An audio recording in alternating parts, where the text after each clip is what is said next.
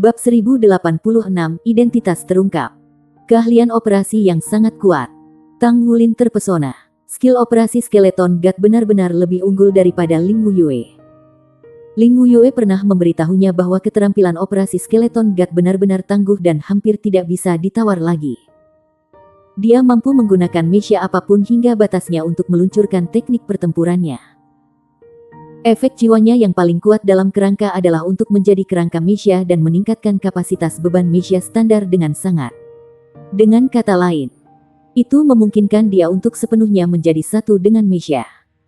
Tingkat keterampilan operasi mechanya jelas melebihi tingkat semua kontestan lainnya. Tampaknya benar-benar seperti itu saat ini. Dia mampu memulai gerakan apapun lebih cepat dari Tang Wulin setengah detik. Jadi, situasinya jelas lebih buruk bagi Tang Wulin ketika mereka melakukan kontak satu sama lain. Kedua belah pihak saling mendekati dengan cepat. Orang bisa tahu dari jarak mereka bahwa Tang Wulin lebih lambat. Oleh karena itu, titik tabrakan pertama dari kedua mecha bukan di pusat tahap kompetisi tetapi lebih ke arah sisi Tang Wulin. Dewa Kerangka memposisikan perisai di tangannya secara horizontal di tubuhnya dan di hadapan Tang Wulin dalam manuver geser. Perisainya segera bertabrakan dengan mekanisme Tang Wulin. Tang Wulin mengangkat tombak di tangannya. Saat ia memasukkan kekuatan jiwanya ke tombak yang menyebabkan ujungnya berkilau dengan cahaya tombak. Pada saat yang sama, sejumlah besar Kaisar Blue Silver bosan keluar dari celah mecha. Tang Wulin telah menggunakan transformasi Tuan Blue Silver. Setiap anggur dari Blue Silver Emperor mirip dengan tombak yang menusuk ke arah lawan dalam serangan frontal. The Blue Silver Impaling Array diluncurkan untuk mengubah arahnya. Tang Wulin secara alami memilih untuk mencurahkan semua upayanya dalam meluncurkan serangan karena dia menyadari bahwa keterampilan operasi mechanya tidak sebagus yang dimiliki lawannya. Reaksi skeleton God juga cepat. Dia tidak terkejut dengan tindakan Tang Wulin. Karena perisai di tangannya tetap dalam momentum ke depan dan langkahnya juga meningkat. Mata Tang Wulin kabur dan Dewa Kerangka yang akan bertabrakan menarik banyak kejutan. Tang Wulin bisa mengatakan bahwa manuver geser tidak sesederhana itu meskipun hanya satu gerakan. Dia bisa melihat bahwa Dewa Kerangka telah berubah menjadi bayangan yang menyapu lurus ke arahnya. Sulur Blue Silver Emperor yang telah menusuk sebelumnya berdesir dalam bayang-bayang. Pada saat Tang Wulin melihat lawannya dengan jelas, pedang di tangan lawan sudah di atas kepala mechanya. Itu adalah pedang yang cepat. Ketika mecha bergerak, ada batas kecepatan yang dikenakan pada teknik pertempuran seseorang. Namun, Dewa Kerangka benar-benar mengabaikan batas kecepatan. Sepertinya dia tidak mengoperasikan mecha, tetapi lebih seperti dia bertarung sebagai seorang master jiwa. Tombak di tangan Tang Wulin telah disingkirkan oleh perisai lawan. Cahaya tombaknya bahkan tidak berhasil menembak lawan. Tidak hanya itu, bola gelombang meledak dari mecha skeleton God sehingga anggur Blue Silver Emperor yang didorong terpisah tidak bisa menutup lagi. Dia telah mempelajari lawannya. Secara alami, lawannya melakukan hal yang sama.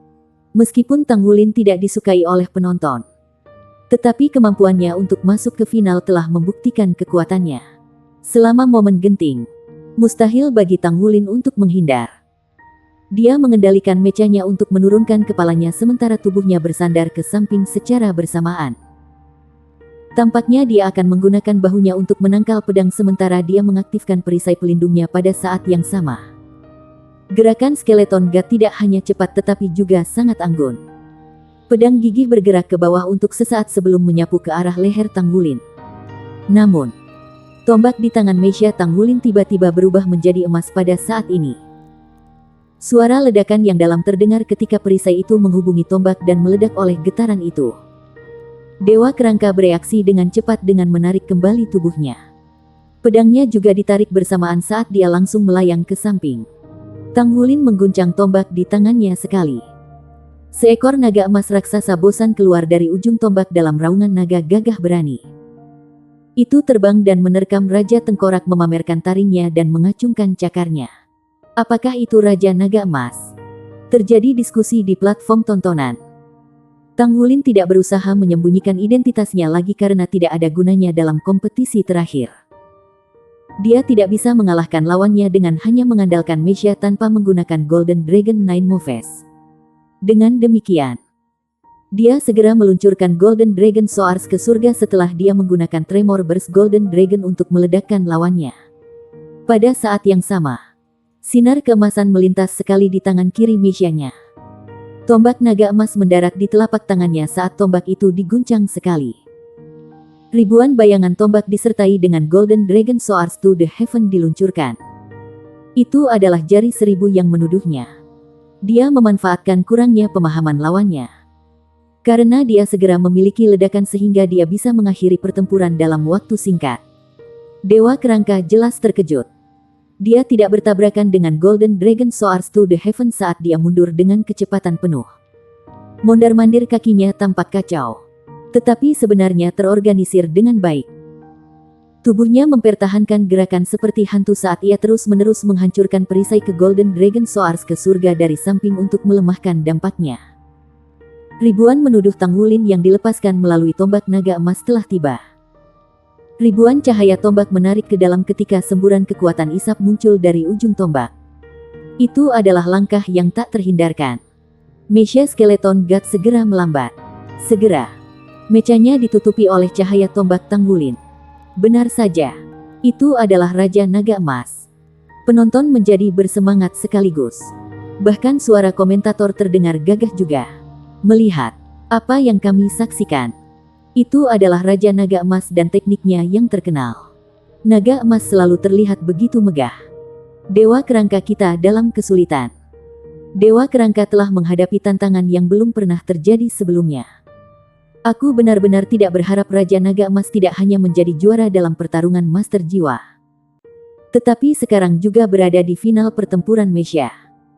Saya dapat mengumumkan secara resmi bahwa Raja Naga Emas adalah pemenang terbesar dalam kompetisi tahun ini. Jika dia mampu mengalahkan Dewa Kerangka, maka dia akan menjadi juara ganda dan juga pemenang paling kuat dalam sejarah Stardew Battle Network. Tang Wulin dan Wang Kulou benar-benar mengabaikan suara para komentator dan sorakan para penonton. Saat ini, mereka hanya memiliki satu sama lain di mata pikiran mereka. Satu-satunya tujuan mereka adalah untuk mengalahkan satu sama lain. Mesha Skeleton God bergoyang sedikit saat dihadapkan oleh Thousand Accusing Fingers. Aliran cahaya hitam muncul di belakang punggungnya tanpa suara. Sinar hitam menggantikan posisi awal Mesha dengan cepat dan berubah menjadi kerangka hitam besar dengan ukuran yang sama dengan Mesha. Kerangka hitam itu juga memegang senjata pedang dan perisai di tangannya. Pedang itu mulai memotong untuk menyulap aliran cahaya hitam yang memotong langsung ke Thousand Accusing Fingers. Tampaknya itu hanya pedang. Tetapi Tang Wulin merasakan gelombang pedang menghujamnya. Selain itu, gelombang pedang sangat kuat dan keras. Bung keras terpancar dari tabrakan berturut-turut. Tang Wulin mengerutkan kening dalam ketika dia menemukan dalam ketakutan bahwa Thousand menuduh jari gagal untuk mengambil bentuknya setelah diikat oleh gelombang pedang lawan. Meskipun dia belum mengolah Thousand menuduh jari ke peringkat tertinggi, dia berhasil menguasai teknik tombaknya setelah beberapa hari pertempuran yang sebenarnya. Namun, ini adalah pertama kalinya dia menghadapi situasi seperti itu. Dia bahkan tidak bisa meluncurkan teknik tombaknya karena serangan lawannya. Apa kerangka hitam itu? Apakah itu avatar jiwanya? Itu tidak mungkin karena Mesha Wang Kulou mundur dengan kecepatan penuh. Selain itu, Mesha berputar ke arah Tang Wulin dari samping. Bagaimana mungkin itu bisa terjadi tanpa kendali Tuan Jiwa? Lebih jauh lagi, Master Jiwa akan dianggap menyerah saat dia menggunakan avatar jiwa bela dirinya untuk menghilangkan dirinya dari Mesha selama pertempuran. Bagaimana kerangka hitam besar bisa begitu kuat jika itu bukan avatar jiwa bela diri? Apakah itu roh-roh? Mungkinkah itu roh-roh? Namun, bisakah roh-roh penguasa jiwa menjadi sekuat itu? Bahkan roh-roh 100.000 tahun tidak bisa sekuat itu. Tidak hanya itu mampu memblokir Thousand menuduh Fingers, tetapi gelombang pedang melonjak juga akan menelan Tang Wulin. Seketika, hati Tang Wulin dipenuhi dengan ketidakpastian karena dia tidak bisa mengatakan apa yang sedang dilakukan lawannya. Kerangka hitam tidak pernah muncul dalam pertempuran Skeleton God sebelumnya. Di sisi lain, Dewa Kerangka benar-benar bisa mengandalkan kemampuan tempurnya untuk melawan Thousand Accusing Fingers. Namun, dia melepaskan kerangka hitam saat ini. Itu menandakan bahwa Dewa Kerangka memiliki pemikiran yang sama dengan Tang Wulin. Keduanya berharap untuk mengakhiri pertempuran secepat mungkin. Dewa Kerangka sudah tiba di sisi Tanggulin tepat saat kerangka hitam itu memblokir Tousan using fingers.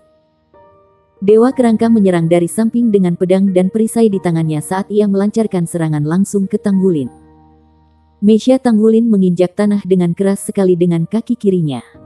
8 naga emas raksasa melonjak ke surga melonjak ke atas. Pada saat yang sama, gelombang getaran menyebar keluar sehingga Dewa Kerangka dan kerangka hitam melambat. Tombak naga emas di tangan kiri Tanggulin mendorong ke tanah sementara kaki kanannya menyapu tanah secara horizontal. Itu adalah Golden Dragon Walk Style. Tindakan menggunakan Meisha untuk melepaskan keterampilan jiwa seseorang tidak mungkin semulus itu. Namun, gerakan itu agak kuat karena Tanggulin menghabiskan banyak waktu mempelajari keterampilan operasi untuk Meisha dari Ling Yue. Selain itu, Kaisar Blue Silver-nya juga membantu. Babak 1087, pertanda Tanggulin. Skeleton King menggunakan perisainya untuk memblokir secara horizontal. Saat Skeleton King dengan gagah berani memblokir Golden Dragon Walk Style Tanggulin dengan paksa. Lapisan cahaya hitam dipancarkan di permukaan perisai. Dia secara bersamaan mengangkat pedang di tangan kanannya dan aliran cahaya pedang segera memotong menuju sendi pinggul dari Meisha Tanggulin. Golden Dragon Walk Style dari Tanggulin tidak efektif sehingga ia menusuk tombak di tangan kanannya ke depan. Cahaya tombak berkilauan saat dia meluncurkan Tousan using fingers sekali lagi. Namun kali ini ia menyelimuti Dewa Kerangka dan kerangka hitam di dalamnya. Kerangka hitam maju selangkah dan menggunakan kedua tangannya untuk memegang pedang. Cahaya saber turun dari langit seolah-olah itu memisahkan langit dan bumi dan itu mengganggu Tousan using fingers dari samping. Di sisi lain, perisai Skeleton God telah benar-benar menjadi hitam saat dia dengan paksa menolak Tousan using fingers. Tanggulin mengangkat tombak naga emasnya dalam upaya untuk menghancurkan cahaya pedang menjadi berkeping-keping. Tetapi dia merasa seperti Meisha-nya telah kehilangan keseimbangan saat dia jatuh ke tanah. Dia dengan gagahnya menyalakan baling-baling Meisha dan mendorong mechanya tiba-tiba menyerbu ke langit. Meskipun lawan berhasil memblokir Tousan using fingers, Tanggulin juga berhasil mengoperasikan Meisha-nya agar lepas landas ke udara. Skeleton God mengayunkan tubuhnya sekali dan naik dari tanah mirip dengan lintah setelah darah. Dia mengejar Tanggulin sementara kerangka hitamnya menyapu seperti badai dari sisi lain. Setiap aspek Skeleton God sangat kuat termasuk transformasi, kecepatan, dan kontrolnya. Namun, situasi yang tidak terduga muncul pada saat ini. Radians melintas sekali ketika siluet Tanggulin yang naik ke langit tiba-tiba melaju dan turun secara diagonal. Dia sepenuhnya menentang prinsip-prinsip mekanika. Penonton bisa melihat dengan jelas ketika siluet emas muncul di tanah terdekat. Sebuah pohon anggur Blue Silver Emperor melilit tubuhnya. Meisha mengubah arahnya justru karena tarikan anggur yang keras. Tanggulin juga memiliki jiwa rohnya. Meisha Tanggulin mengubah arahnya dari tarikan Gold Song sementara siluet hitam besar secara bersamaan menggantikan posisi Tanggulin sebelumnya di langit. Siluet hitam turun dari langit dan segera menghantam keduanya. Dewa Kerangka dan kerangka hitam yang naik ke langit. Lapisan tebal dan tebal timbangan das gold menutupi tubuh siluet besar itu. Itu adalah roh-roh naga Tuan Tanggulin. The Overlord Dragon turun dari langit dan dengan gagahnya mendarat di atas panggung. Beratnya yang menakutkan saja sudah cukup untuk menyebabkan kerusakan parah. Skeleton God dan serangan Black Skeleton menyerang tubuh Overlord Dragon dan menyebabkan percikan api yang tak terhitung jumlahnya tetapi serangan mereka tidak berhasil menerobos pertahanan Overlord Dragon. Atau dengan kata lain, operasi ofensif mereka juga melemah karena terkejut. Meisha Skeleton God dengan cepat jatuh ke satu sisi sementara tubuh kerangka hitam membesar dengan raungan mengamuknya. Itu membengkak hingga 30 meter dalam sepersekian detik saat perisai di tangannya menghancurkan tubuh Overlord Dragon. Tuan Naga menundukkan kepalanya dan melihat perisai yang menghantam dadanya. Sisik di dadanya tiba-tiba membusung keluar saat kerangka hitam itu segera diledakkan dengan keterampilan mengejutkan. Selama Tanggulin tidak bertarung melawan seorang pria dengan kekuatan yang sangat abnormal seperti Aruheng. Sejak kapan Naga Overlord kalah dalam pertempuran kekuatan? Tengkorak hitam dan Overlord Dragon hampir bersamaan mendarat di tanah. Tuan Naga mengayun-ayunkan tubuhnya karena ekornya yang besar telah menyapu kerangka hitam seperti palu besi. Kerangka hitam itu benar-benar kuat dalam kemampuan bertarungnya. Dengan cepat melompat ke atas dan menebas ke arah ekor Tuan Naga dengan pedang di tangannya. Didampingi oleh pertumbuhan tubuh kerangka hitam menjadi 30 meter. Pedang juga menjadi lebih dari 10 meter. Kekuatan pedang sangat mengejutkan dengan kecemerlangannya yang agung. Tampaknya ekor Tuan Naga itu akan putus ketika luka dibuat. Namun, pada saat ini, suara keras bergema dari dalam tubuh Overlord Dragon. Buk-buk. Gerakan kerangka hitam melambat satu hitungan. Sementara yang mengejutkan semua orang, tubuh besar Overlord Dragon berubah menjadi warna dust gold tembus cahaya. Seolah-olah itu telah berubah menjadi patung raksasa dalam sepersekian detik. Dentang. Pedang memotong ke ekor Tuan Naga. Tubuh besar kerangka hitam diledakkan ke atas pada suara sementara ekor naga tetap tidak terpengaruh.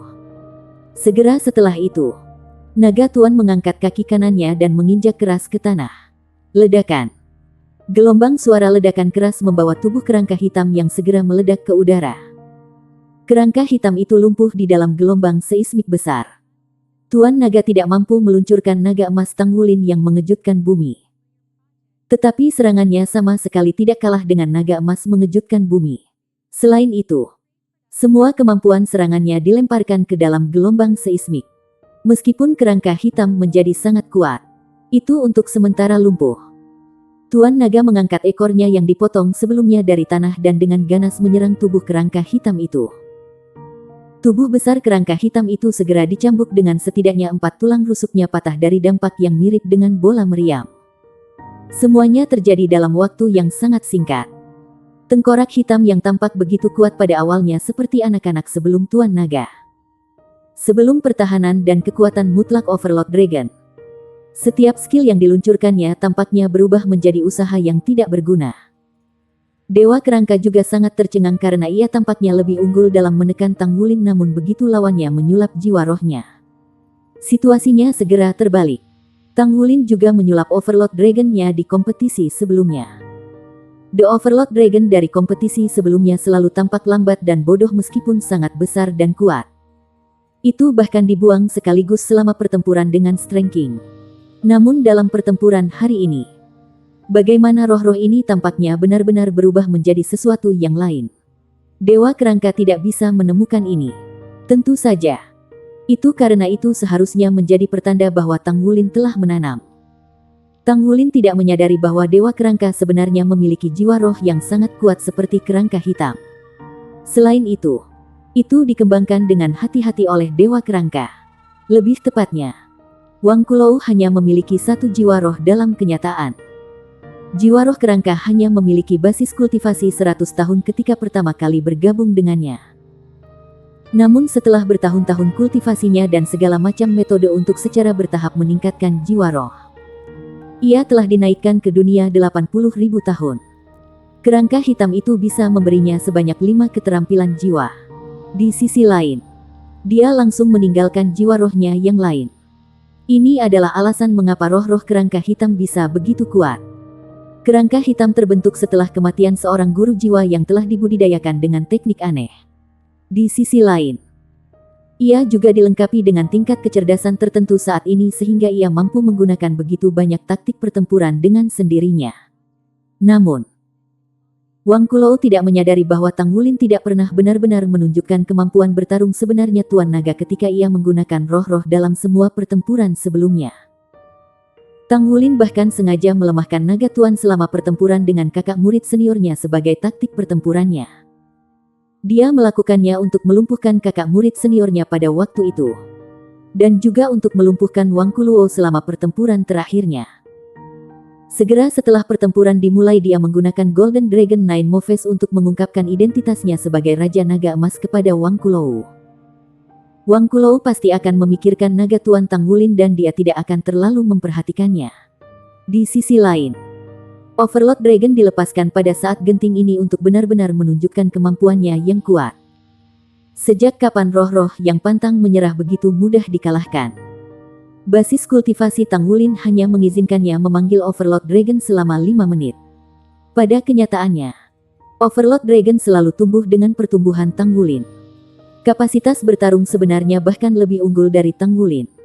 Wang Kulou terkejut tetapi pertempuran masih berlangsung. Tombak di tangan Tang Wulin menunjuk ke arahnya sementara secara bersamaan Gold Song telah mengayunkan tubuhnya di tanah dan menyulap cincin jiwa emas yang menyebar dengan cepat untuk menjebak Tang Wulin dan Wang Kulou. Itu adalah arai emas Blue Silver. Pada saat yang sama, Wang Kulou merasa terkejut.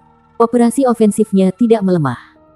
Dia menyerbu Tang Wulin dengan langkah besar dengan pedang dan perisai di tangannya melonjak ganas. Keterampilan Tang Wulin muncul kasar di mata Wang Kulou sedemikian rupa sehingga bahkan tombak gandanya tidak mampu membela diri. Wang Kulou tahu bahwa karena roh-roh Tang Wulin begitu kuat, dia harus menangani tubuh asli Tang Wulin sesegera mungkin. Jadi jiwa roh Tang Wulin tidak ada artinya tanpa tubuh aslinya. Namun, dia menyaksikan Meisha Tang Wulin sedang disinai saat ini. Sebuah bunga besar berwarna merah muda menyala di langit yang berdekatan dengan punggungnya saat itu mekar dengan kecemerlangan yang luar biasa. Molekul energi yang tak terhitung jumlahnya berkumpul ke arah Tang Wulin liar sementara semburan penempaan isap besar terpancar dari tanah. Elemen kegelapan yang paling kuat dari Wang Kulou dengan cepat bocor ke arah Tang Wulin. Tidak hanya itu, cincin jiwa emas dilepaskan dari tubuh Tang Wulin. Cincin jiwa membentang keluar dengan cepat dan menutupi Overlord Dragon juga. Dalam suara gemuruh yang mengamuk, tubuh Tuan Naga sekali lagi menjadi 2 kali lipat. Itu melebarkan mulutnya dan menembakkan seteguk api oranye dihiasi dengan bintik-bintik cahaya dust gold menuju kerangka hitam di kejauhan. Tombak ganda menunjuk ke depan dengan keras menembakkan cahaya tombak. Itu adalah jari 1000 menuduh. Blue Silver Grace yang tak terhitung jumlahnya melonjak seperti segerombolan lebah dan merayap menuju 2 tombak raksasa. Ribuan cahaya tombak yang ditembakkan secara alami diwarnai dengan warna Blue Silver. Ini buruk. Aku tidak bisa menahan lagi dengan paksa. Wang Kulou menyesal. Dia menyesal karena dia telah meremehkan lawan sebelumnya. Meskipun sudah tahu bahwa lawannya adalah Raja Naga Emas, dia masih membuat kesalahan perhitungan yang parah. Jadi ini tidak bisa dimaafkan. Bab 1088, Raja Juara Ganda. Awalnya Skeleton King masih memiliki banyak keterampilan serangan gabungan kerangka hitamnya dan dia bahkan bisa menggunakan keterampilan fusi jiwa bela diri dari dunia Meisha. Namun, saat ini ia terpisah dari kerangka hitamnya sehingga tidak ada kesempatan untuk melakukannya. Raja Tombak atau lebih tepatnya Raja Naga Emas telah menyembunyikan rahasia batinnya terlalu dalam. Satu-satunya cara Skeleton King dapat mengubah air pasang sekarang adalah dengan berkumpul dengan kerangka hitamnya. Sinar hitam yang memancar dari perisai di tangan Skeleton King tiba-tiba membesar. Kekuatan jiwanya sempurna dikombinasikan dengan Meisha-nya dan perisai segera meledak menjadi potongan-potongan yang berubah menjadi lapisan layar hitam raksasa di depannya untuk membela diri. Pada saat yang sama, Wang Kulou mengoperasikan mechanya untuk mundur dengan cepat dengan langkah yang aneh. Itu jelas bukan langkah cerdas baginya untuk dengan paksa menolak lagi. Boom, perisai itu pecah berkeping-keping sementara cahaya tombak mengejarnya dan menyerang. Di sisi lain, aliran cahaya keemasan melonjak langsung ke udara dari tanah dan dengan cepat berubah menjadi cincin jiwa emas. Wang Kulou terjerat di dalam cincin sementara secara bersamaan bentangan besar Kaisar Blue Silver muncul dari tanah. Tidak hanya itu, siluet emas menggunakan ekornya untuk menabrak tanah. Getaran keras terdengar saat Meisha Wang Kulou melambat sekaligus. Raungan naga yang gagah terdengar. Wang Kulou menyaksikan ketika kepala naga emas yang solid muncul di depan kabin kontrol Meisha-nya. Matanya dipenuhi dengan aura buas saat menatap Wang Kulou dan kemudian tiba-tiba menabrak Meisha-nya. Ledakan. Setelah menahan dampak seperti itu, Wang Kulou tidak bisa menahan diri untuk merasa pusing meskipun kualitas fisiknya. Di sisi lain, ribuan cahaya tombak yang bertepatan saat seseorang telah tiba. Ada lebih dari sekedar Tuan Naga dalam penyembunyian. Ketika bahkan Tuan Naga telah berevolusi sedemikian rupa. Bagaimana mungkin Gold Song, jiwa roh pertama Tang Wulin, yang selalu bersamanya sejak garis emas Raja Naga Emasnya baru saja mulai terbangun menjadi sesederhana itu. Keterampilan jiwa Tang Wulin termasuk Bin, Blue Silver Impaling Arai dan Blue Silver Golden Arai semuanya diberikan oleh Gold Song. Jadi itu jelas mampu meluncurkan serangan itu. Di sisi lain, Goldsong paling terpengaruh oleh Golden Dragon King Bloodline. Pada kenyataannya, itu sudah menguasai esensi dari naga 9 naga emas bergerak Tang Wulin jauh sebelumnya dan ini adalah kartu truf Tang Wulin dalam mengalahkan Wang Kulou. Selain itu, ada juga roh-roh 100 tahun di belakang punggung Tang Wulin. Tang Wulin mendapat bantuan dari Damas Tulips Devour the World yang kecerdasannya menyaingi umat manusia. Tang Wulin telah berhasil mengungkapkan kebenaran absolut dari kemampuannya kepada orang-orang di 2 putaran final kompetisi. Tentu saja, sulit untuk mengatakan berapa banyak orang yang benar-benar dapat memahami apa yang sebenarnya mereka saksikan dalam kompetisi. Boom, mecha Wang Kulou meledak berkeping-keping seolah-olah dipukul oleh amunisi jiwa tetap peringkat 9 di bawah berbagai pembatasan dan serangan yang dikenakan padanya. Namun, orang bisa melihat bahwa ada kerangka besar yang muncul di dalam mecha. Jelas bahwa Wang Kulou meluncurkan avatar jiwanya. Jika ini adalah pertempuran hidup dan mati, pemogokan Tang Wulin belum tentu mengakhiri Wang Kulou. Namun, ini adalah pertarungan mecha. Kemenangan dan kekalahan dari kompetisi ini sudah ditentukan pada saat itu ketika mecha hancur. Kerangka hitam terus kehilangan pertempuran karena penindasan serangan Overlord Dragon. Itu bahkan tidak bisa bangun dari tanah. Itu berubah menjadi aliran udara hitam dan menyatu dengan tubuh Wang Kulou yang sudah berubah menjadi kerangka. Api hijau berdenyut di mata tengkorak di tubuh asli Wang Kulou saat dia menatap Tang Wulin di depannya. Dia menatap 2 tombak yang menembus tubuhnya. Giginya saling mengetuk dan berderak keras. Aku kalah secara adil. Saya mengantisipasi pertemuan kami berikutnya. Radians berkilauan saat Wang Kulou menghilang ke udara. Segera setelah itu, sebuah mahkota emas muncul di atas kepala Tang Wulin. Dia dinobatkan sebagai juara dengan lampu emas berkilauan di sisinya. Semburan kekuatan luar biasa terpancar dari punggung Tang Wulin. The Overlord Dragon menggigit mechanya dan tiba-tiba melemparkannya ke udara. Tang Wulin menstabilkan mechanya saat ia mendarat tepat di atas kepala Overlord Dragon dengan tombaknya mengarah ke langit. Aku menang. Aku menang.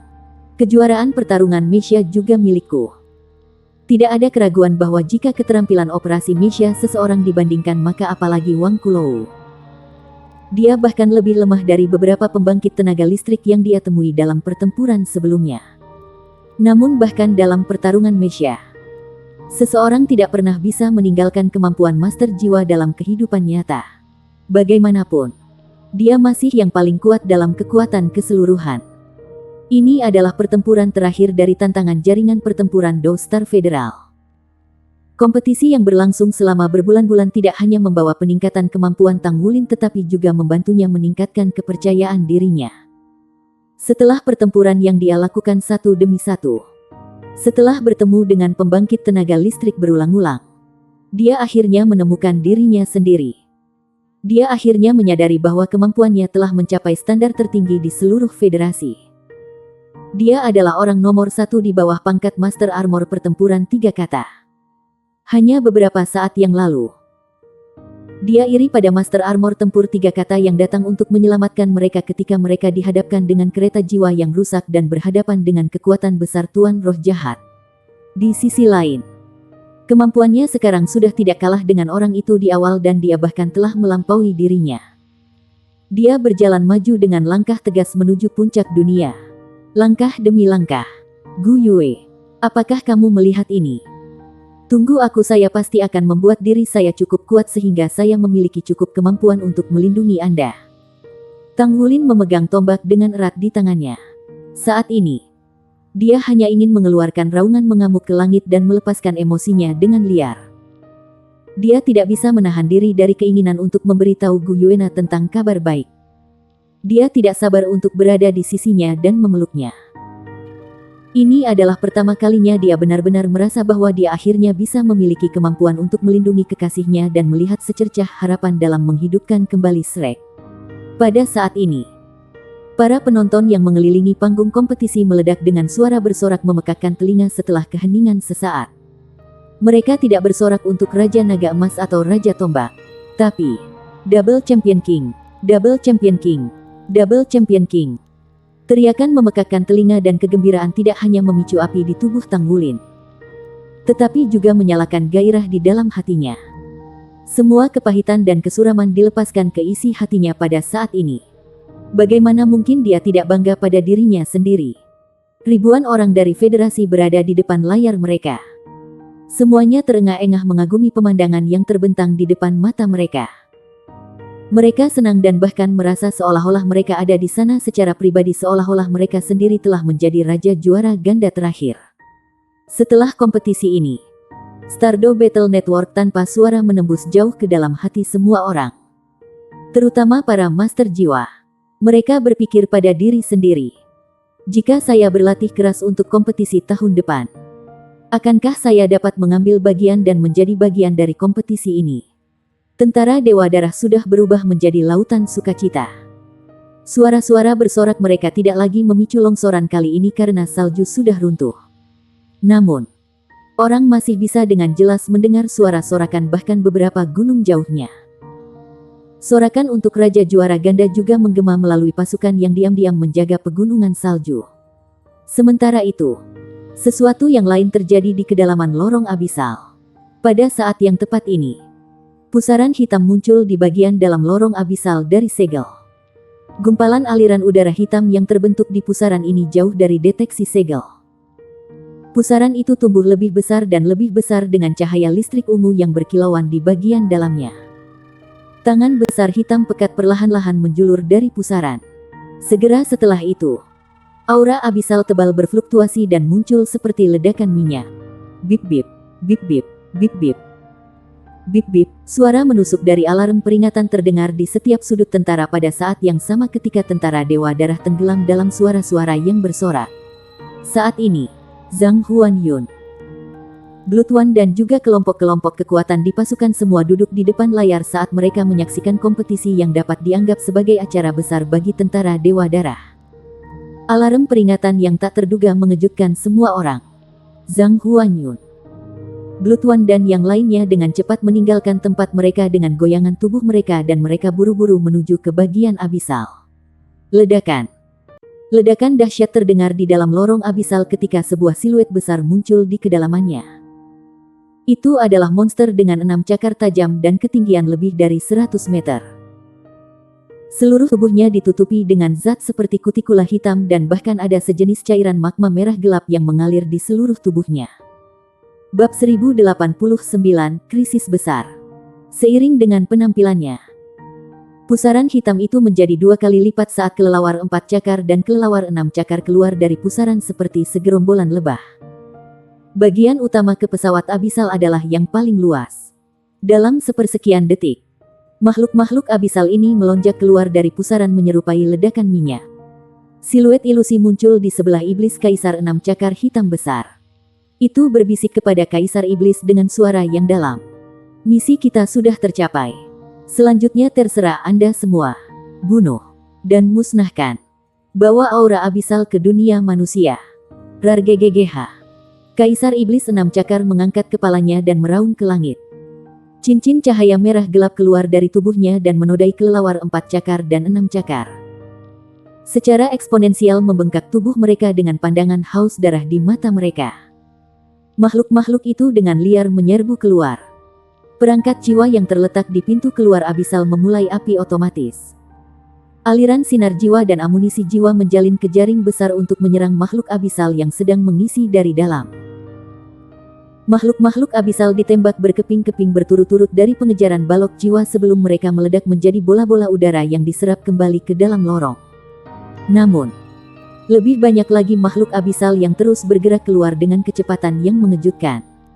Di sisi lain, tentara pasukan Dewa Darah yang menjaga berbagai cabang lorong baru saja bereaksi terhadap situasi. Namun, senjata berat mereka ditempatkan di bagian dalam subbagian dan sama sekali tidak ada waktu bagi para prajurit untuk mengambilnya. Cepat, pergi keluar dulu dan jaga pintu keluar utama. Pesanan dikirim saat Meisha berkilauan dengan cahaya yang dibebankan menuju pintu keluar dari lorong abisal. Meisha pergi dengan cepat dan di bawah penutup sinar jiwa, membentuk garis pertahanan di pintu keluar. Kali ini penampilan makhluk-makhluk abisal terlalu tak terduga. Begitu mendadak sehingga tidak ada waktu untuk persiapan. Hampir semua tentara pasukan Dewa Darah masih senang dan terkejut dari kejuaraan ganda Tanggulin. Namun saat berikutnya sebuah bencana tiba-tiba menyergap mereka. Boom, Meisha ditangkap oleh kelelawar 6 cakar dari belakang. Kelelawar haus darah dengan liar merobek perisai pelindung Meisha sementara selusin kelelawar 4 cakar mengelilingi Meisha. Hidup tentara. Suara yang dipenuhi amarah memancar keluar dari Meisha. Pada saat berikutnya, Meisha telah meledakkan inti kekuatannya dan meledak menjadi bola api yang menelan makhluk-makhluk abisal yang mengelilinginya. Setiap anggota Bloodgut Army menyadari bahwa mereka pasti tidak akan memiliki akhir yang baik dalam genggaman makhluk abisal melainkan mereka akan berubah menjadi bagian dari energi mereka. Dengan demikian, semua Meisha Bloodgut Army dilengkapi dengan alat peledakan diri. Mereka tidak akan pernah meninggalkan kekuatan hidup mereka untuk ditelan musuh. Begitu mereka terjebak dalam situasi di mana musuh tidak terkalahkan, mereka akan meledakkan diri. Satu demi satu Meisha meledak di depan pintu keluar abisal. Tetapi itu juga karena kegagahan mereka bahwa lebih banyak dari kawan-kawan mereka yang berhasil mengambil kesempatan untuk bertahan hidup ketika mereka melengkapi penguncian yang dihasilkan dari sinar jiwa dalam posisi defensif. Komandan Batalion Darah Besi menyaksikan tanpa daya ketika para perwiranya jatuh satu demi satu di lorong dengan cara yang membingungkan. Matanya memerah karena kesedihan sementara hatinya terbakar dengan nyala api yang intens saat ini. Tahan. Tahan B** start untukku. Tidak peduli apa yang tidak pernah membiarkan mereka keluar dari lorong. Tidak ada yang mengerti mengapa segel yang makhluk abisal tidak dapat hancurkan selama ribuan tahun. Rusak begitu saja. Bahkan ada begitu banyak makhluk abisal yang muncul keluar dari lorong utama. Tidak diragukan lagi ini adalah gelombang abisal terbesar dalam sejarah. Itu bahkan menyaingi kedatangan tiba-tiba pesawat abisal lebih dari 6.000 tahun yang lalu. Jika mereka tidak mampu menjaga jalan abisal umat manusia pasti akan jatuh ke dalam kesengsaraan dan penderitaan. Tidak ada yang tahu berapa banyak orang yang akan dikorbankan dalam perang besar melawan makhluk abisal. Meskipun teknologi manusia berkembang dengan kecepatan tinggi dengan Meisha dan soul-soulnya jauh melebihi yang ada di awal dibandingkan dengan 6.000 tahun yang lalu. Namun, kengerian makhluk abisal akan selalu tetap tragis dan menyakitkan dalam ingatan orang.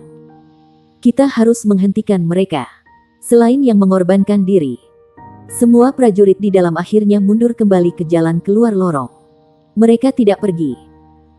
Tetapi mereka segera meluncurkan serangan balik di tempat yang sama dan membantu mengisi kembali garis pertahanan yang diposisikan di pintu keluar dari bagian utama abisal.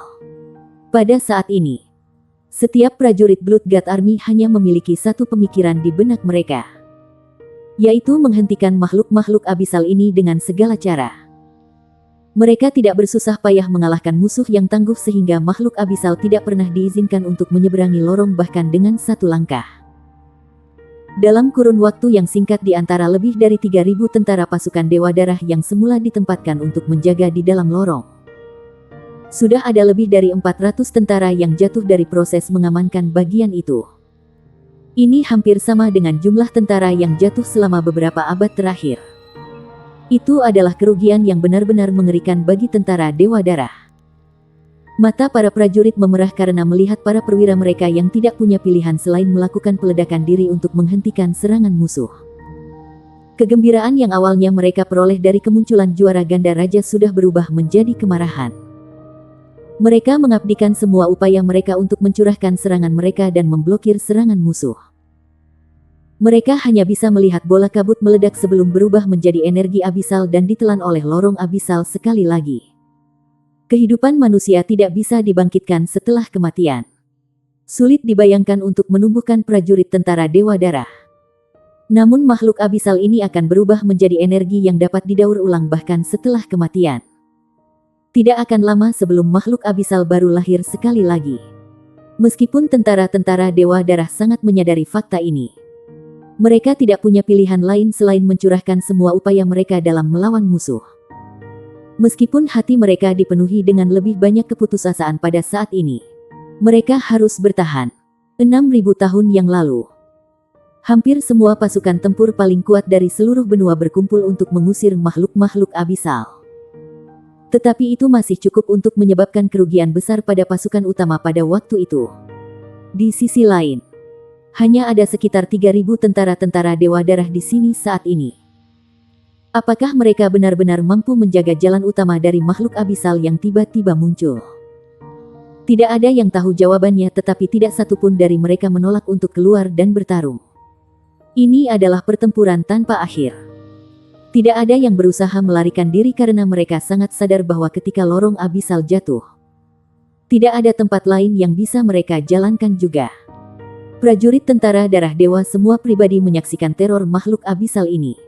Dengan demikian, mereka bahkan lebih bersedia untuk melindungi rumah mereka karena alasan ini.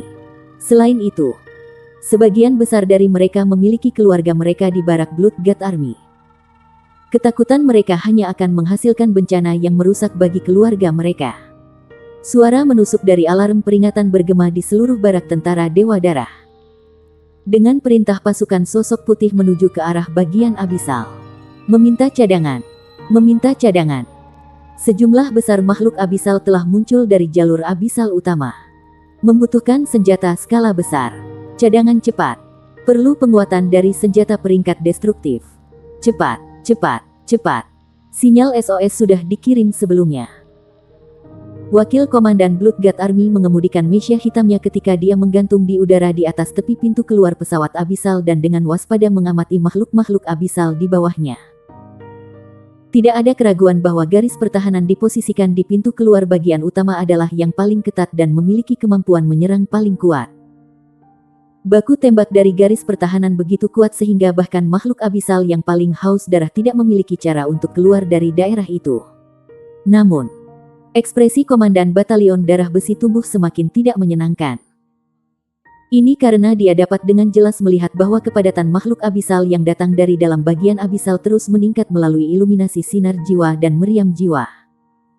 Hanya ada kelelawar 4 cakar dan 6 cakar yang terbang keluar pada awalnya. Tetapi sekarang, ada semua jenis makhluk abisal reptil yang merangkak keluar dari tepi lorong abisal. Bahkan lebih banyak lagi siluet makhluk abisal yang muncul. Beberapa yang lebih besar tetap di bawah dan menggunakan pandangan dingin mereka untuk melihat ke atas. Mereka tidak terburu-buru untuk menyerbu keluar seolah-olah mereka sedang menunggu sesuatu. Rargegegh. Raungan liar tiba-tiba terdengar dari kedalaman lorong abisal. Segera setelah itu, banyak makhluk abisal dengan cepat berpisah dan mengungkapkan penampilan setan kaisar bercakar 6 setinggi 6 meter yang dikawal oleh kerumunan besar makhluk abisal. Bab 1090, Kaisar Iblis 6 Cakar.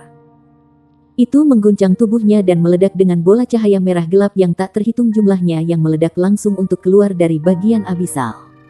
Pada saat yang sama, sepasang sayap kelelawar besar menyebar di belakang punggungnya. Diameternya hampir melebihi 200 meter. Sayap-sayap itu dengan keras mengepak satu kali dan tiba-tiba mendorong tubuhnya untuk terbang lurus menuju pintu keluar lorong. Kami dikalahkan, kata Komandan Batalion Darah Besi tanpa sedikit pun keraguan. Namun, hatinya tenggelam pada saat bersamaan. Tidak ada keraguan bahwa makhluk yang sangat besar yang muncul secara tak terduga bukanlah makhluk abisal biasa. Setidaknya, makhluk itu tidak ada di antara makhluk abisal yang pernah ia lawan di masa lalu. Ini menandakan bahwa makhluk mengerikan dari pesawat abisal ini sangat mungkin seorang raja. Makhluk itu adalah salah satu dari 108 raja dari bagian abisal. Kehadirannya ditandai bahwa ini adalah tubuh aslinya dan bukan hanya proyeksi. Kemampuan raja setiap pesawat abisal bisa menyaingi Hyperdouluo atau bahkan lebih kuat. Bagaimanapun, mereka memiliki tubuh yang jauh melebihi umat manusia. Suara ledakan dahsyat terdengar ketika lorong di bawah ini meledak ke laut merah yang berapi-api.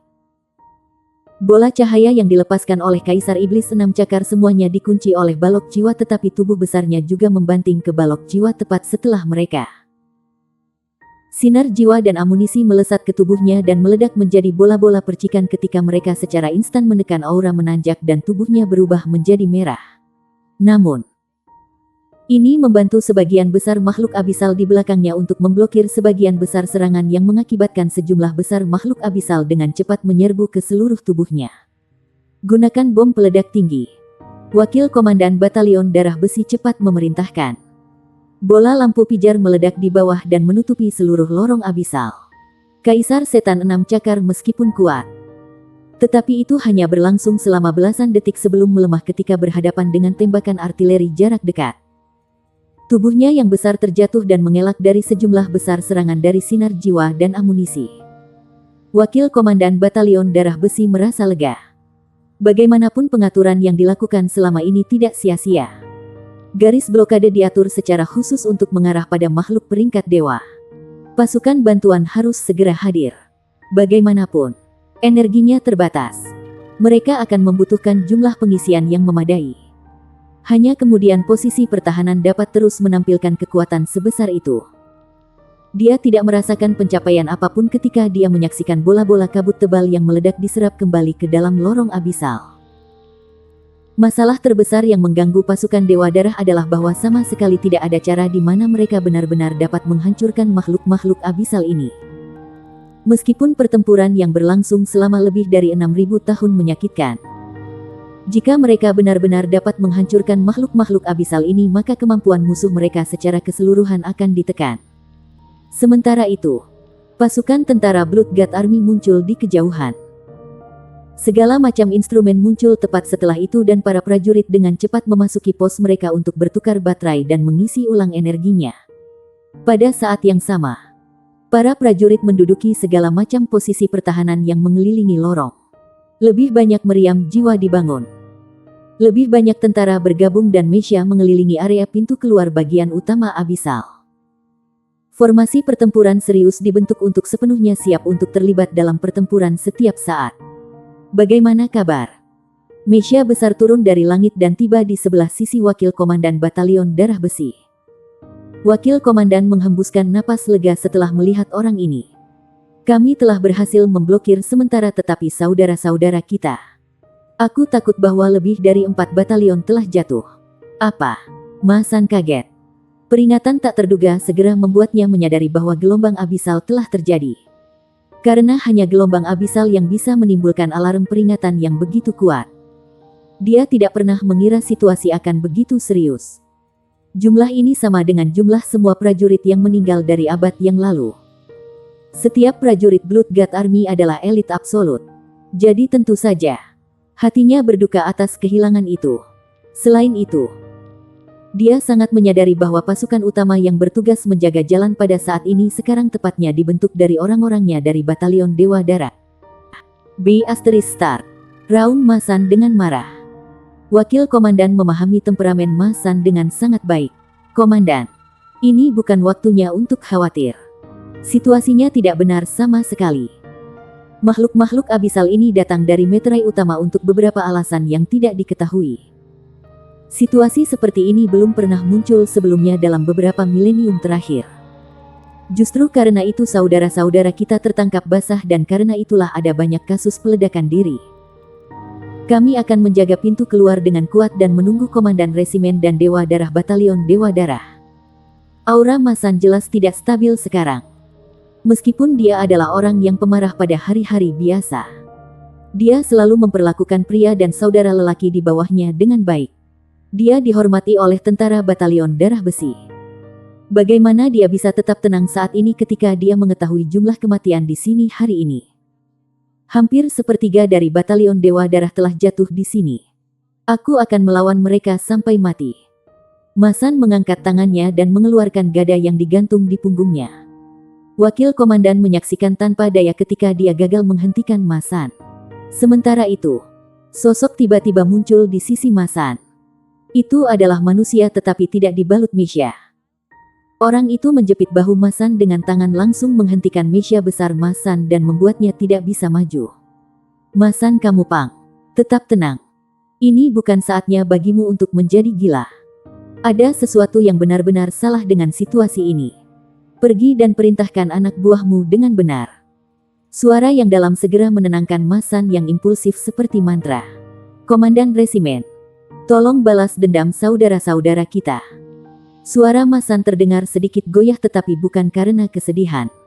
Bukan karena amarah terakhir. Zhang Huanyun menepuk Mesya Masan. Pergi dan perintahkan saudara-saudaramu dengan baik. Ada waktu bagimu untuk bertarung juga. Ya, Tuan. Masan berteriak keras ketika dia membawa wakil komandannya dan mundur. Zhang Huanyun mengenakan seragam militer dengan 3 bintang umum berkilauan di masing-masing tanda pangkat yang ditempelkan di pundaknya. Dengan kedatangannya, seluruh perintah tentara Dewa Darah secara alami jatuh ke tangannya. Setelah kedatangannya, jelas bahwa blokade garis pertahanan tentara Dewa Darah menjadi lebih teratur. Emosi semua prajurit sangat tenang. Ini adalah hasil dari pesonanya. Zhang Huanyun telah bertugas di tentara Dewa Darah selama 60 tahun sebagai pilar utama pasukan. Justru karena kehadirannya bahwa tentara-tentara Dewa Darah memiliki ikatan yang kuat. Tentara telah mencapai titik terkuatnya dalam 6.000 tahun terakhir. Menyusul penarikan kembali Kaisar Iblis 6 Cakar, serangan makhluk abisal dari bawah melemah. Zhang Huanyun mulai mengirim pesanan sementara serangan dari sinar jiwa dan amunisi jiwa di garis blokade melemah segera setelah itu. Konservasi energi.